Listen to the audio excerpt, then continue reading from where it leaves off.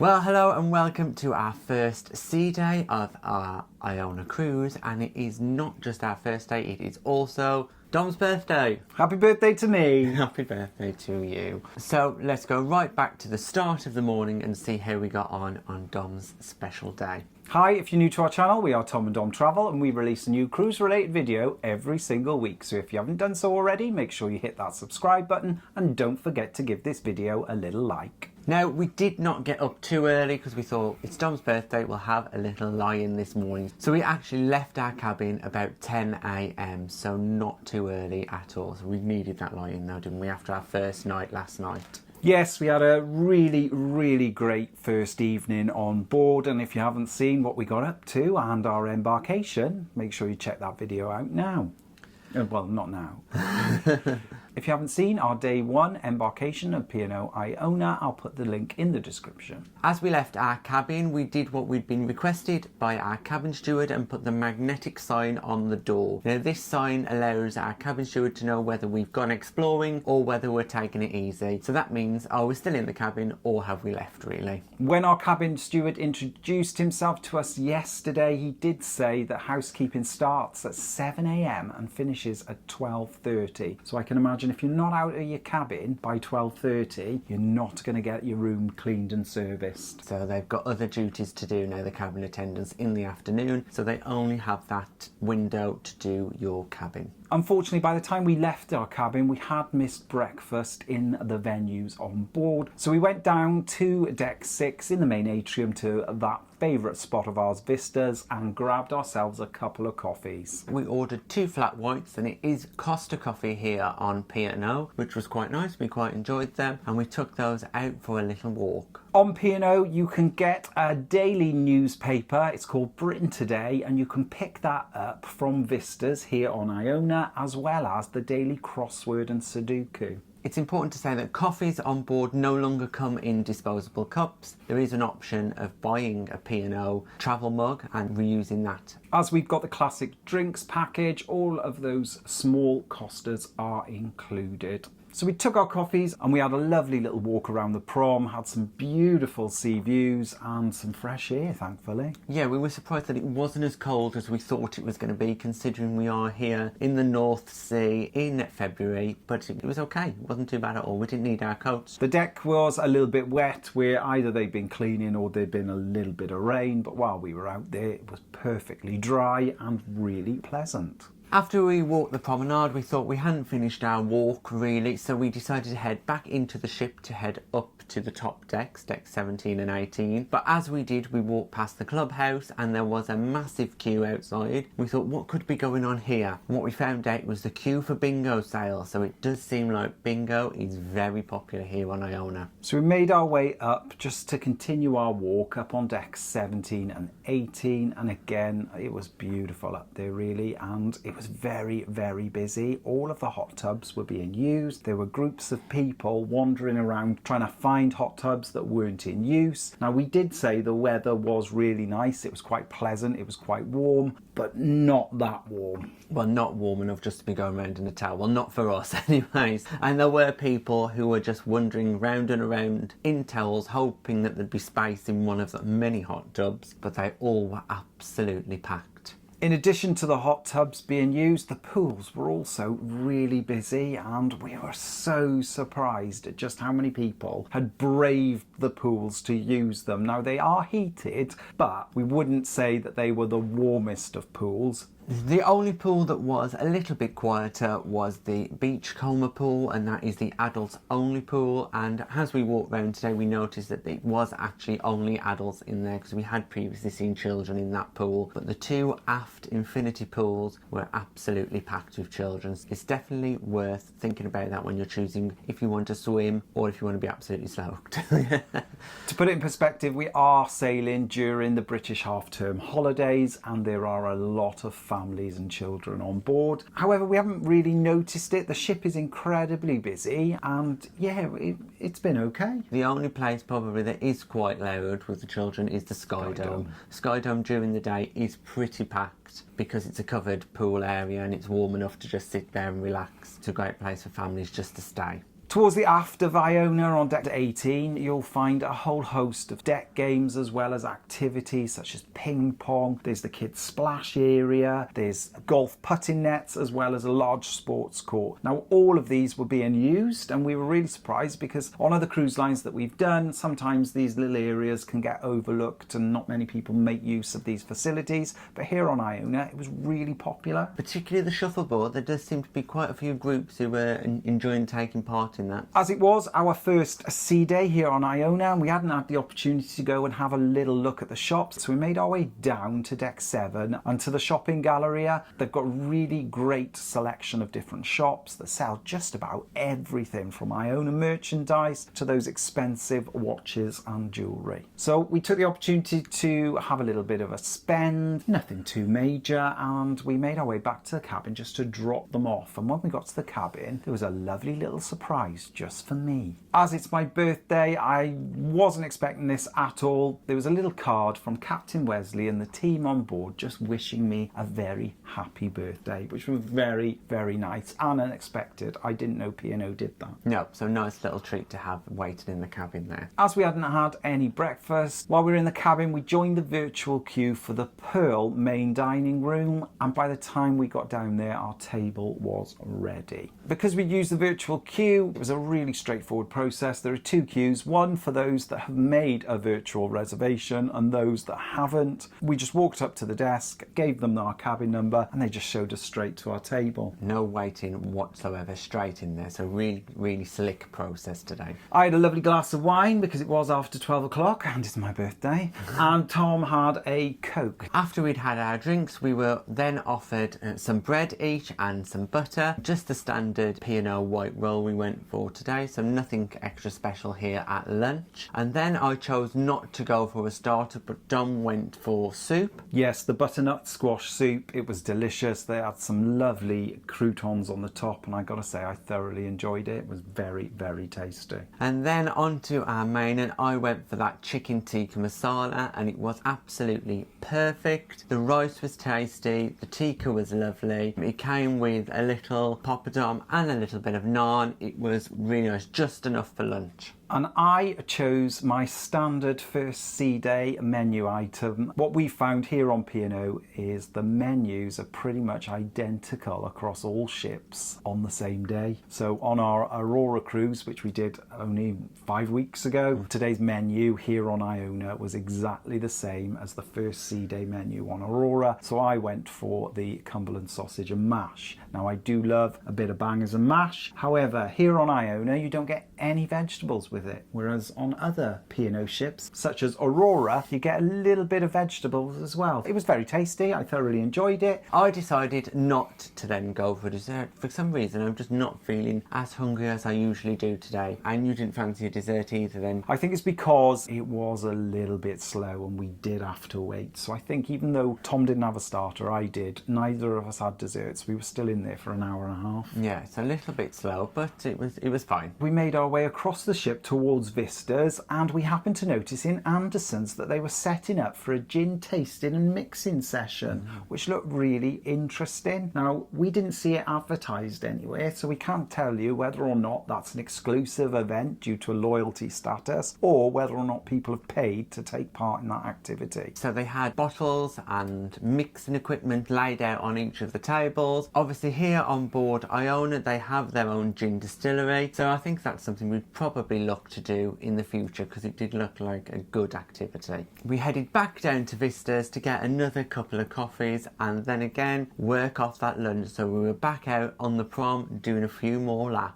By now the sun had come out and it was a really glorious, enjoyable walk around. Because we're here on an inside cabin, we do like to make the most of the outside space available on the ship, which is why we try and get out and about and actually see the sea as much as we can. Iona's got a full wraparound prom, which we love, and it'll take you around about 10 minutes to make your way all the way round once. Our favourite bit is the bit located just outside the atrium where there's that bridge section with the lower lower glass. You get some fantastic views from there, and we really enjoy that part of the wraparound prom. Unfortunately, other areas of the prom have got this really high-sided glass and it can restrict your view. So that bit of the bridge going past the main atrium is pretty much going to be one of the best spots for any unobstructed views. Before we came on board Iona, we had joined a Facebook group that was set up for this sailing, and they had arranged a meet-up for today at 2 p.m. So that's exactly what we did. We headed to the group meet-up. We'd never been to one before, so we weren't sure what to expect, but we headed along and there were quite a lot of people there. We really enjoyed it. It was really nice to meet people face to face after conversing with them online, and we had a really pleasant afternoon. I don't think we stopped talking. It was really lovely to meet everybody. We also had a couple of gins each as well while we were there chatting. I'm sure that helped the conversation flow a little bit as well. But everybody was just so nice. We really enjoyed having a chat about cruising with everyone, learning about what everyone's different cruising experiences were. It was just a nice way to get to meet some of your fellow passengers. Myself and Tom will always go on Facebook when we book a cruise, because 9 times out of 10 somebody has created a group for that specific sailing, and it's a perfect opportunity to ask any questions, provide any hints and tips on excursions and how to navigate the ship. These Facebook groups are really helpful, and we got to say the Facebook group for this one that Jill set up, Yeah. had nearly 1,000 members, and it was an incredibly active group. So we were really happy to get out there and meet those people that turned up to the meet and greet. So top tip, always search to see if there is a Facebook group available for any of your cruises. We spent about 2 hours in the Facebook group meetup up in the Crow's Nest. We then headed back to our cabin to start getting ready for the evening. Because it's my birthday, we wanted to do something a little bit different other than the main dining room, and there's a venue here on P&O ships that I've wanted to try for a very long time, and that was the Keel Cow. We'd never done it before. Everybody gives it rave reviews, so I was really looking forward to it.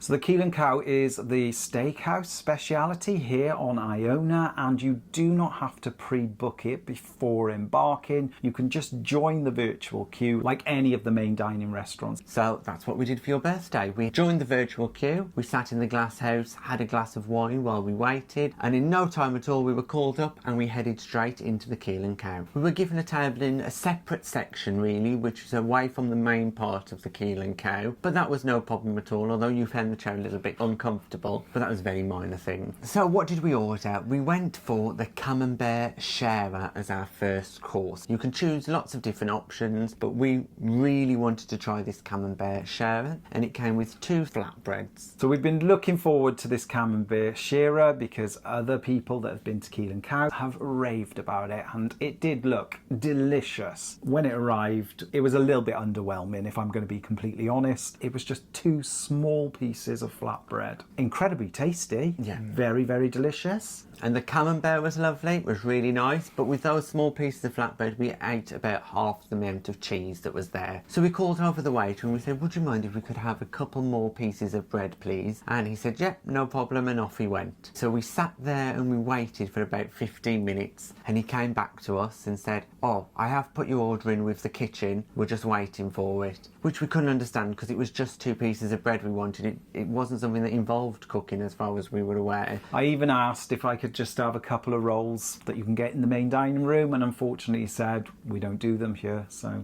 yeah. So then we waited about another 15 minutes. The waiter returned back to us and said, sorry, we can't do you any bread. And we were just sat there, we've just sat here half an hour waiting. Our camembert's now gone hard. Could you not have told us that within the first few minutes and said, sorry, we just can't do that as an option? That was a little bit disappointing that we'd sat there really half an hour and waited for something to be then told, no. So we don't do that. Then on to the mains, and I decided to go for the Prime Minister burger because, again, looked really good, and there have been some great reviews about it. So I was really looking forward to trying it. It was a burger. I enjoyed it. Do I think it was worth the additional money when I could go round to the American Grill and have as many burgers as I want? No. Yeah, you could have had one from the Boardwalk Diner that would have been similar. Similar, not as good. The quality of the burger meat was fantastic. Was it worth the extra money? No. No. I went for a fillet steak. Now the fillet steak I asked for medium. I think it came closer to rare, in all honesty with you, which is not a problem for me because I don't mind my steak being rare, but it wasn't cooked to how I asked it. And it comes with 3 onion rings and sauce of your choosing, so you can choose between 3 different types of sauce. And it also came with some chips. All in all, I'd probably say the steak in the beach house, the one that you cook on the hot stone, is better than the steak I've had here in the Keel Cow. Because I'd ordered a burger, yes, I did have a side of chips, but I didn't get any onion rings either, which I thought was a little bit sad, really. It is what it is, I suppose. Is it worth the upcharge? For us, we'd probably say no. There's other better venues that we've enjoyed more on board. Asking for the additional bread just seemed to have thrown the kitchen and the servers into a slight case of panic, really. Everything was going smooth up until that point. We kind of deviated from the plan. It did amaze us because we didn't ask them to cook anything for us. We just said, can we have some bread? Never mind, these things happen. In addition to the long wait, we also had to wait quite a bit of time for wine as well. A couple of occasions our glasses did run empty and nobody picked it up. Now, these are small little issues, but when you book a cruise, all of your food is included. So all of that lovely main dining room food is included. The buffet included, the keys included. When you go to a speciality restaurant, it's supposed to be a little bit special. And I think the experience, especially for me on my birthday, perhaps wasn't the greatest. Because we'd been in the Keel Cow for quite a while, we didn't actually order any desserts, so we just put that experience behind us and carried on with our evening. So after we left the Keel Cow, we headed to the clubhouse where there was a comedian performing. Now, it was an Irish comedian that we found really funny. He did some great jokes, and as always when there's a comedian on in the clubhouse, it was packed. It was absolutely standing room only by the time he was performing, and it just got busier as his set progressed. And it still amazes me that people are quite happy to sit along the front row. Avoid the front row at all costs is what we think, isn't it? That's what we do. So we loiter around the back when he can't see us, hopefully. Hiding behind pillars. But he was a good comedian, so we really enjoyed it. Rory O'Hanlon, I think his name was, if I've said that correctly. Very good. The comedians on every single P&O ship we've been on, incredibly popular and busy, and if you want a good seat, you've got to get there early. Most comedians will do a number of shows during the evening, and then they'll most probably do a collection of shows later on in your cruise as well. So you'll always get an opportunity to see them. Now, between the comedian finishing in the clubhouse and us going to the theatre tonight, we decided to head up to the Skydome where there was a silent disco. Now, we only had about half an hour to spare, so we thought we'd have a little bit of time in the silent disco, but when we got there, the queue for the headphones was rather large. The silent disco in the Skydome was scheduled to start at 9:30 and finish at midnight, and we were really surprised at just how popular it was so early on in the evening, and it did look incredible fun. At this point, we thought we'll come back after the show instead, so we headed back downstairs to the theatre to watch tonight's performance of Remixed. They are 3 vocalists who perform different harmonies of songs that they have reworked into their unique style. As we've previously mentioned, we pre-booked all of the theatre performances 2 weeks prior to boarding Iona. As you enter the theatre, you do need to check in by giving your cabin number. Again, don't panic if you haven't made a reservation. If there are seats available, they will let you in once everybody else has sort of checked in. Now, the show tonight was very popular. The theatre itself was full. In fact, there were some people standing down the side, so it was absolutely packed. And the show was very good. The 3 guys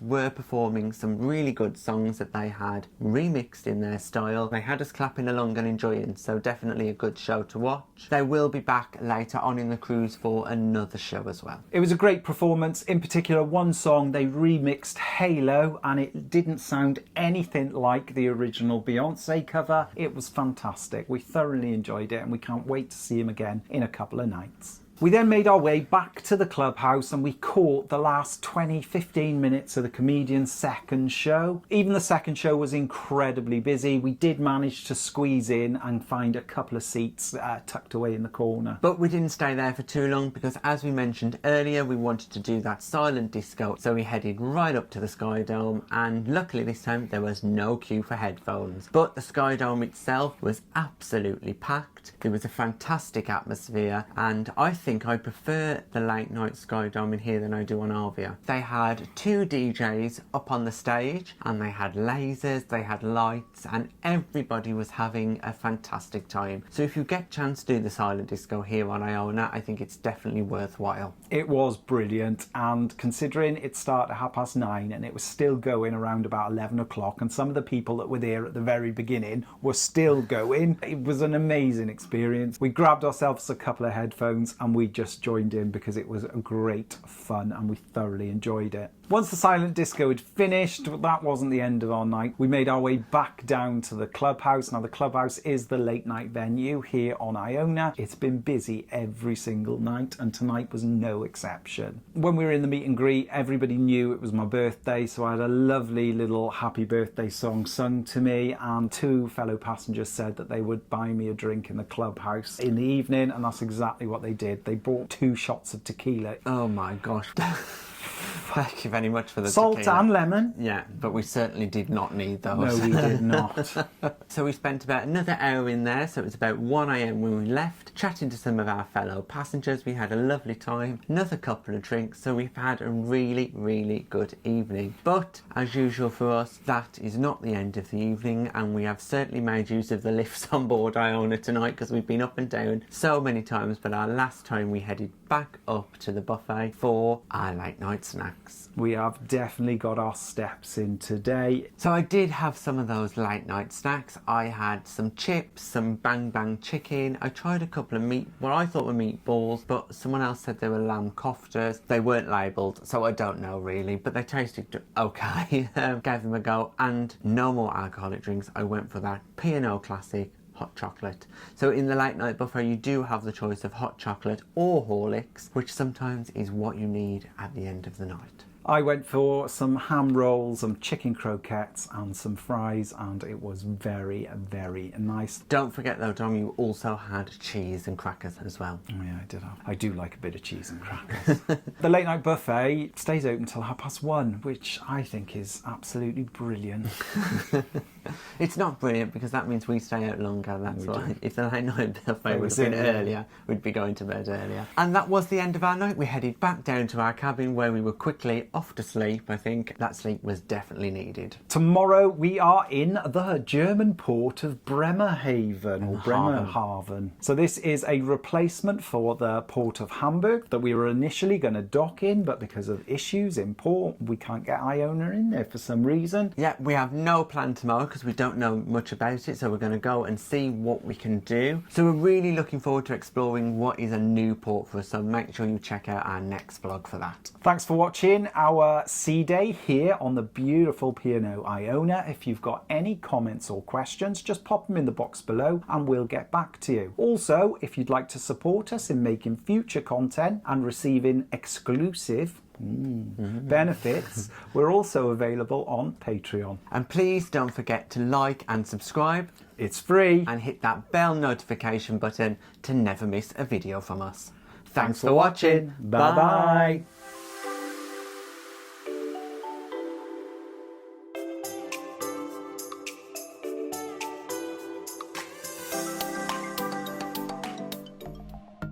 Thanks for watching. We've got lots more content available on our YouTube channel, so press that subscribe button.